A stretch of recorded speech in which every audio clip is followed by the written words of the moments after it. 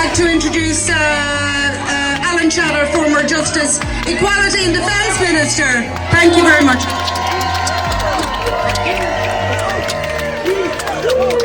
Okay. I don't think we should stand here this afternoon and not acknowledge the people behind us. There have been multiple marches in Dublin on behalf of Palestinians. Most of those marches have been hate-filled, interested in demonising Israel, and not remotely interested in the well-being of the Palestinian people. And the rabble behind me who are trying to shout us down are not going to succeed.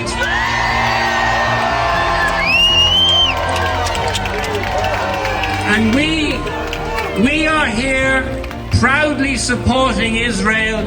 We don't feel the need to cover our faces with keffiyehs made in China, because we have confidence in the truth of what we're saying and the good of what we're doing. Now, let's just... Okay, I've been trying to work out what they've been saying. So we have the usual chant, from the river to the sea, Palestine will be free. We all know what that means.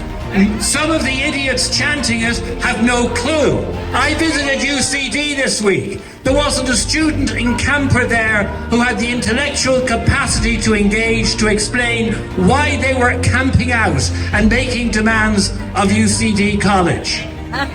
From the river to the sea, Palestine will be free means one and one thing only: the eradication of the Israeli state. And the bigots and anti-Semites behind me who are chanting that are not doing any favours for the Palestinian people they pretend to support. And we reject that.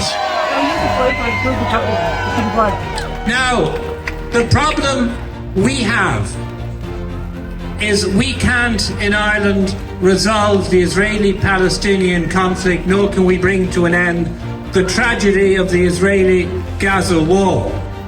But we have behind me in the building that I was a member of in Leinster House for over 30 years, a whole group of delusional politicians on the opposition benches and in government who think they know what they're talking about and what they're doing.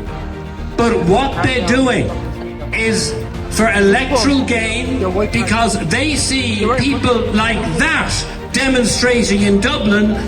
They have taken it on as a career to demonise Israel, ignore all complexity, and make a pretense that they're interested in resolving the Israeli-Palestinian conflict. They're not interested in that.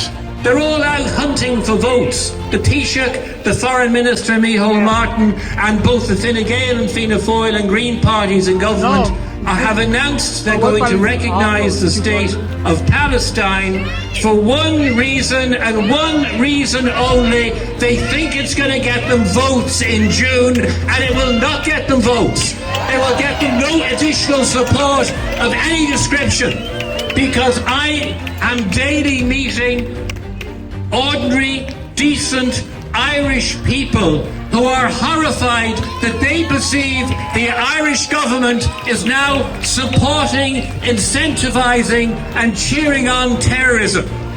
And that is a reality of what's perceived. The declaration for the recognition of the state of Palestine as promised for Tuesday is a complete fraud.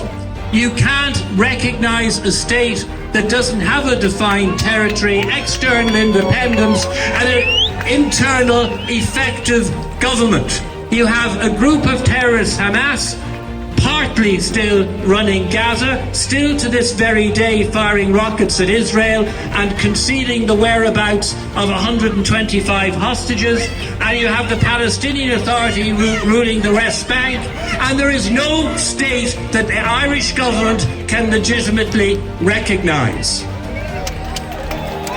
I think, and I'm going to conclude on this, I think it's important on occasion we have historical perspective. Things don't happen in a vacuum. During the 1930s, hundreds and hundreds of Jewish people trying to escape from Nazi Germany sought to come and live in Ireland, and nearly all of them were refused. The 2nd of May 1945, then President de Valera visited the German embassy to commiserate with them on the death of Hitler. His government thereafter refused to admit Holocaust survivors into Ireland, well knowing the details of what had occurred across Europe at the hands of Nazi Germany.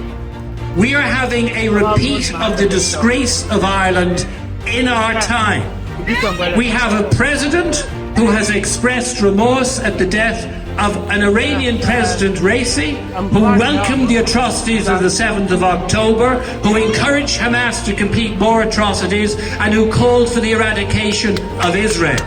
We now have a government and a parliament that on Tuesday intends to fly the Palestinian flag. They are saying they are contributing to the resolution of a conflict.